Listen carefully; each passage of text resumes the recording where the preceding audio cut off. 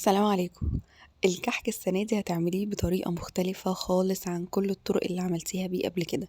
أنا هخليكي تعملي الكحك ولا أجدعها حلواني بجد، خفيف دايب، بتحطي كده ايدك عليه يتكسر وفي نفس الوقت ماسك نفسه.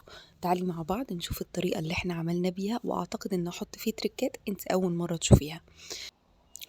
اول حاجه، لو انا عايزه استخدم دقيق عادي او دقيق متعدد الاستخدامات، او انا شاكه ان الدقيق بتاعي دوت دقيق مش دقيق ناعم، هعمل ايه؟ هعوض العرق بتاع الدقيق، هضيعه خالص ب100 جرام من النشا.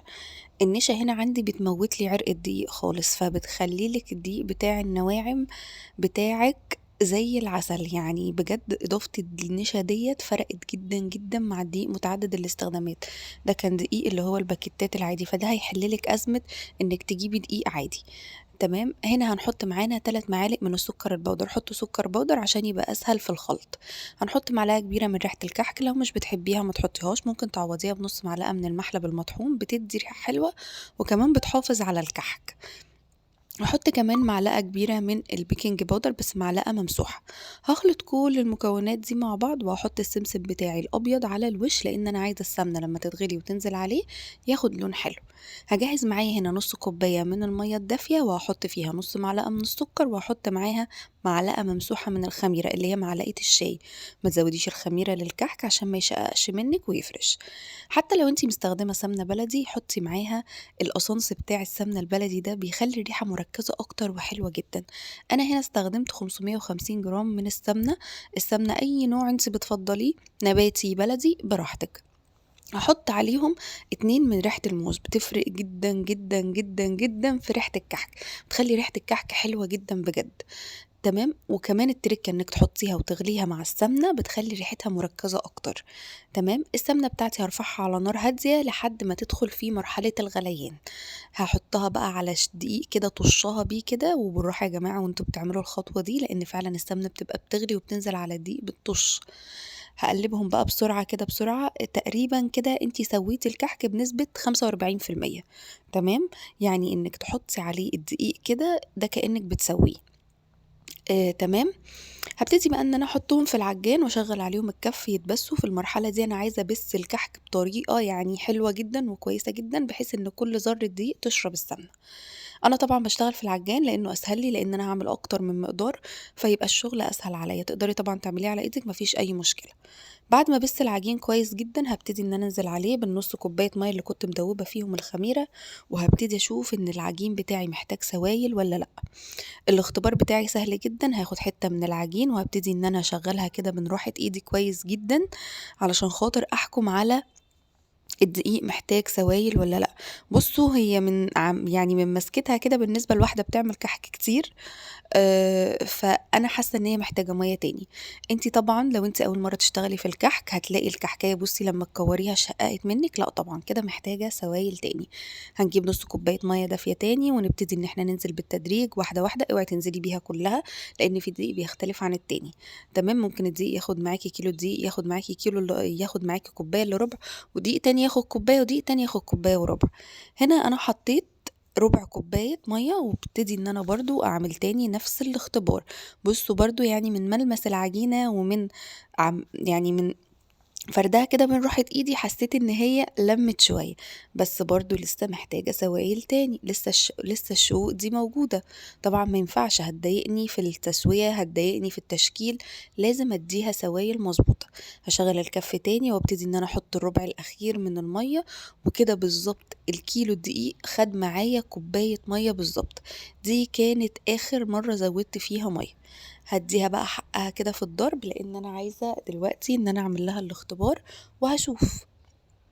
هنا بُصّوا، أنا خدت برضه حتّة من العجينة خلاص، كان خلاص كده الكوباية كلّها خلصت معايا من المَيّة. ما تزهقيش من الخطوة ديّة، وحاولي تعمليها بالراحة وواحدة، واحدة، علشان العجينة لا تاخد منِّك مَيّة زيادة، ولا تاخد منِّك مَيّة أقل فتشقق منِّك وتبقى شكلها وِحِش جدًا بعد ما تستوي.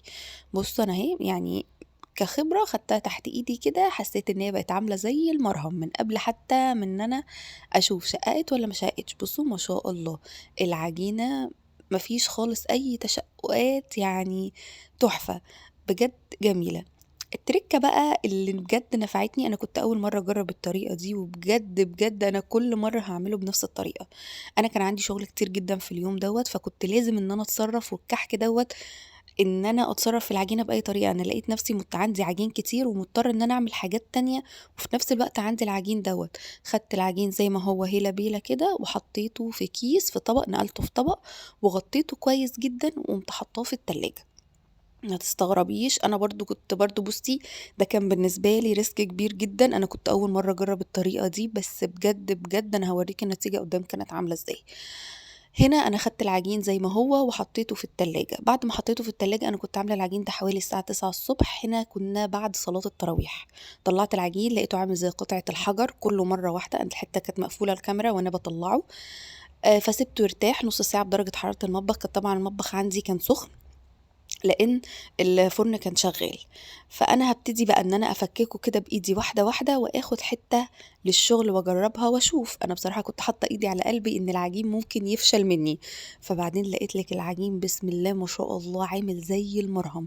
مسافة ما خدت حتّة في إيدي حنّنتها كده، العجين الله أكبر إيه الجمال ده! أنا أول مرّة الرسمة معايا تبقى ثابتة كده من أول ما أشكّلها لحد ما أسوّيها بنفس الشكل، الله أكبر بجد. طريقة المحلات فعلًا، وبجد كنت على طول أسمع الطريقة دي وكنت أقول لأ، إزاي أحط العجين في التلاجة؟ ده هيطلع كلّه مجمد، وكمان الكحك المفروض إن إحنا بنسيبه يخمر، وإن إحنا بنسيبه جنبنا بيشمّع كده وبيشد، إزاي هاعرف أشكّلها؟ حتى بُصّوا في المنقاش جميلة إزاي. طبعًا بما إن أنا عاملة كمية ما شاء الله، فأنا هاخد مقدار أحطه في العجان، أحنّنه كده كلّه مرّة واحدة، يعني أضربه كده بالكَف كده 3، 4 دقايق لحد ما يتحنّن كلّه علشان نشتغل فيه كلّه مرّة واحدة وما نتعطّلش. تمام؟ هنا بقى أخدته معايا في العجان، اديته كده لفتين 3. هو حوالي قعد في العجان دقيقتين بالضبط وكان كله اتلم وجميل، لإن أنا طبعًا العجان بتاعي صغير، فكان بياخد مقدار كيلو، مقدار كيلو. تمام. هنا بقى بُصّوا ما شاء الله العجين بقى عامل زي المرهم، حاجة كده إيه الجمال ده، أستيك يا ولاد. تمام. هاخده بقى كله بقى كده أبتدي إن أنا أكوّر. الكورة تكون حوالي بمقدار 20 جرام، ما تقلليش عن كده لإنه بيكبر شوية في الفرن، كمان لإن إحنا بنسيبه يخمر جنبنا كده حوالي نُص ساعة يرتاح. يعني أنتِ لو عاملة كمية مثلًا كبيرة على ما تخلّصيها كلّها تبتدي تسوّي. تمام. عاملة مقدار كيلو، مقدار كيلو ونُص تريّحيه جنبِك كده مقدار ساعة، نُص ساعة بعد ما تشكّليه. تمام. وما تنسيش إن إحنا مخمّرينه قبل كده طبعًا مبيتينه في التلاجة، فما تنسيش الموضوع دوّة، فما تقرصيش عليه في التخمير أوي. تمام. هنا بقى هاشغّل الفرن على درجة حرارة 170. الفرن بتاعِك يكون كويس، يعني حرارته تكون حلوة. لو الفرن بتاعِك ني شوية سخّنيه على 180. هتبتدي تحطّي رف أوسط لمدة 20 دقيقة، وبعدين تشوفي قعره من تحت لو احمر تشغّلي الشواية حاجات بسيطة، لونه يبقى من فوق كده محمِر شوية، وبعد كده تطلّعيه ترصيه بقى في الصينية بتاعتِك وترشي عليه السكر وهو سخن. وما تنسيش تخلطي السكر البودر بتاعِك بمعلقتين من النشا علشان الكحك ما يتشرّبش السكر وتضطري كل شوية تحطّي عليه سكر فيبقى سكره زيادة. وتقدري تحفظيه طبعًا في علب تكون ما بيوصلّهاش هوا وتكون قافلاها كويس جدًا، وتحطيه في مكان ما بيوصلّوش مَيّة علشان خاطر يعيش معاكِ أطول فترة ممكنة. وطبعًا أحسن حاجة للحفظ حلة ألمونيا وتحطّي عليها كيس كده بلاستيك وتغطّيها كويس وتحطّيها في ضرفة المطبخ عندِك لحد ميعاد العيد ما ييجي. ولو شايفة إن الوصفة تحتاج النشر واستفدتِ منها تقدري تعملي لها share عشان توصل لأكبر عدد من الناس. سلام.